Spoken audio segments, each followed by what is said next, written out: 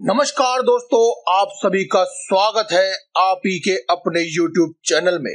दोस्तों, आज की यह वीडियो उन सभी भाइयों और बहनों के लिए है जो कोई अपने जीवन में धनवान बनना चाहता है।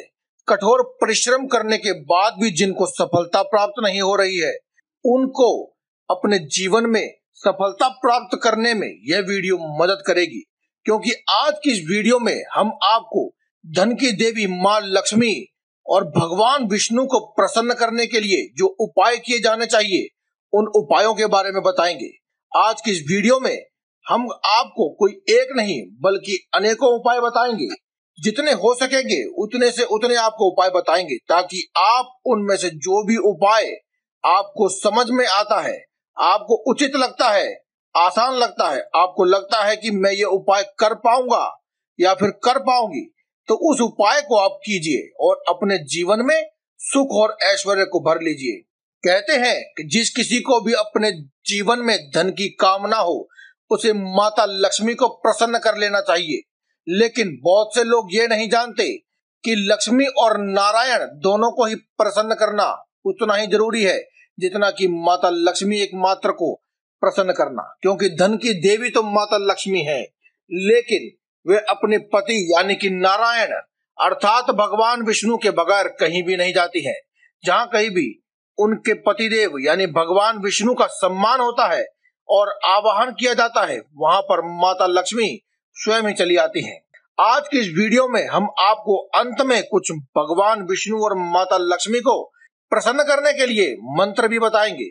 इसीलिए दोस्तों, आज की इस वीडियो को आप अंत तक अवश्य देखें और लाइक करें इस वीडियो को अगर आपको पसंद आए, और चैनल को अगर अभी तक आपने सब्सक्राइब नहीं किया है तो आप इसे सब्सक्राइब भी कर लें, क्योंकि हम हर रोज लाते रहते हैं ऐसे ही जबरदस्त वीडियो जिनसे आप अपने जीवन को सुखमय कर सकते हैं और बना सकते हैं एक सुखमय जीवन। दोस्तों, हिंदू शास्त्रों में बृहस्पतिवार यानी कि वीरवार को धन और समृद्धि के लिए खास तौर पर माना जाता है। लेकिन बृहस्पतिवार का संबंध सीधे तौर पर भगवान विष्णु और माता लक्ष्मी से होता है, इसीलिए बृहस्पतिवार को ही उपाय किए जाते हैं। लेकिन ऐसा उचित नहीं है, क्योंकि माता लक्ष्मी और भगवान विष्णु को प्रसन्न करने के लिए आप जो भी उपाय करते हैं उन्हें आप किसी भी दिन और किसी भी समय कर सकते हैं। अगर आप किसी खास तौर पर उपाय करना चाहते हैं तो आप समय का विशेष ध्यान रखें, लेकिन आप किसी भी वार को यह उपाय कर सकते हैं। लेकिन फिर भी अगर आपको लगता है कि आपके द्वारा किए गए उपाय आपको बृहस्पतिवार को यानी कि वीरवार को करने चाहिए, तो आप अपने श्रद्धा अनुसार वीरवार के दिन इन उपायों को करके अपने लिए प्रगति के मार्ग खोल सकते हैं। दोस्तों, भगवान विष्णु को जगत का पालनहार कहा जाता है। भगवान विष्णु के आशीर्वाद से सभी प्रकार की परेशानियों से छुटकारा मिल जाता है। देवताओं के गुरु कहे जाने वाले बृहस्पति को वीरवार के दिन पूजा जाता है, इसीलिए वीरवार को किए जाने वाले उपाय बहुत ही जल्दी असर दिखाते हैं। धार्मिक मान्यताओं के मुताबिक गुरुवार को भगवान विष्णु का दिन माना जाता है। लेकिन जैसा कि हमने आपको बताया कि अगर आपकी कामना धन वृद्धि और अपने परिवार की समृद्धि है, तो आप इन उपायों को कभी भी कर सकते हैं। मान्यताओं के मुताबिक भगवान विष्णु की विधिवत पूजा करने से मनुष्य का जीवन सुखों से भर जाता है। माता लक्ष्मी और नारायण दोनों ही एक साथ पूजे जाने चाहिए, ताकि आपके जीवन में खुशियां आ सकें और पति पत्नी के बीच की जो दूरियां हैं वे भी मिट जाए, साथ ही साथ धन में भी वृद्धि हो।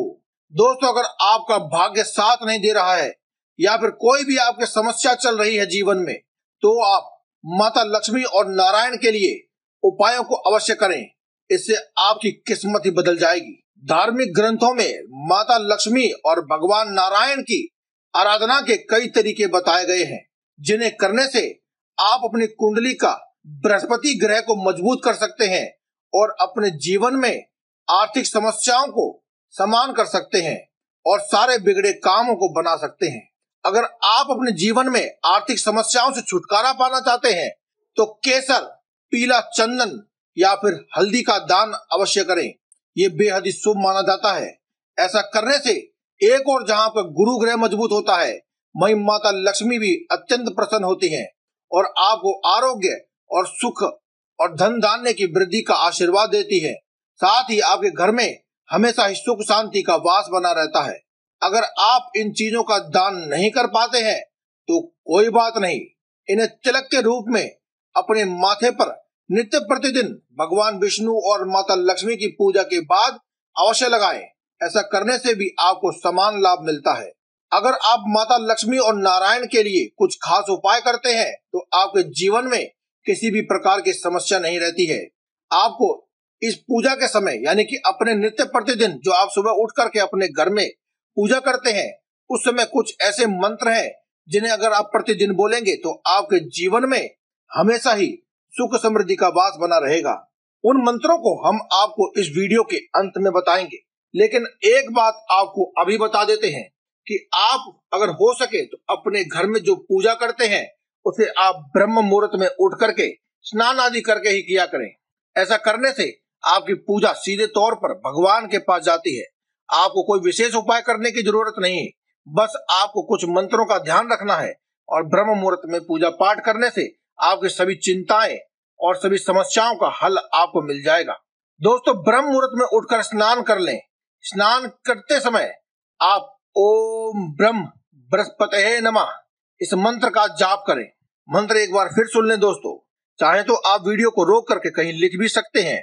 मंत्र इस प्रकार है, ओम ब्रह्म बृहस्पतये नमः। इस मंत्र का आप जाप करें, तब तक करते रहें जब तक कि आपका स्नान चलता रहे।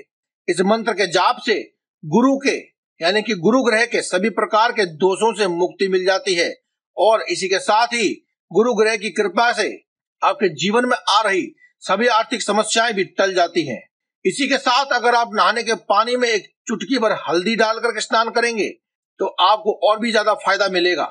बस इसके लिए आपको क्या करना है, आपको ब्रह्म मुहूर्त में उठ करके अपने नहाने के पानी में एक चुटकी हल्दी डाल लें और आपको इस बार ओम नमो भगवते वासुदेवाय इस मंत्र का जाप करें।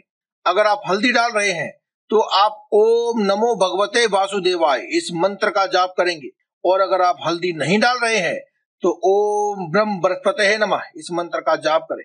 अगर आपको परिणाम जल्दी चाहिए तो आप वीरवार के व्रत भी कर सकते हैं और केले के पौधे पर जल अर्पित करके पूजा अर्चना करेंगे। ऐसा करने से आपके जितने भी मनोकामना है वह पूर्ण हो जाएगी और आपके वैवाहिक जीवन में अगर कोई संकट या रुकावट है तो वह भी दूर हो जाएगी। अगर आपके घर में कोई कुंवारा लड़की या लड़का है तो उसके विवाह में अगर कोई अड़चन आ रही है तो उसका भी समाधान हो जाएगा और विवाह बनने के योग बनेंगे। हो सके तो आप स्नान आदि करने के बाद पीले रंग के वस्त्रों का धारण किया करें। स्नान के बाद आप भगवान विष्णु की प्रतिमा या फिर उनकी मूर्ति के सामने एक घी का दीपक अवश्य जलाएं और दीपक में एक चुटकी हल्दी अवश्य डाल दें। भगवान विष्णु को पीले रंग के फूलों के साथ तुलसी का एक छोटा सा पत्ता अवश्य अर्पित करें। अपने माथे पर हल्दी, चंदन या फिर केसर का तिलक अवश्य लगाएं।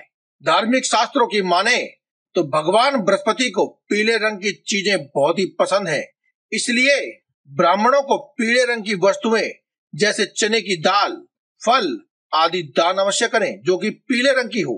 सुबह के समय चने की दाल और थोड़ा सा गुड़ को घर के मुख्य द्वार पर रख दें और हाथ जोड़ करके अपनी मनोकामना कहें, चाहे वह धन प्राप्ति की हो, व्यवसाय में सफलता की हो या फिर वैवाहिक सुख की प्राप्ति हो।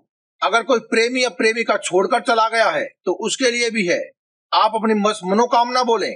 दाल और थोड़ा सा गुड़ घर के मुख्य दरवाजे पर रख करके अपने प्रेमी या प्रेमिका के वापस लौटने या फिर पत्नी या पति के वापस लौटने की कामना करें, या फिर अगर आपको उनका प्यार नहीं मिल रहा है तो आप इस बात की भी कामना कर सकते हैं।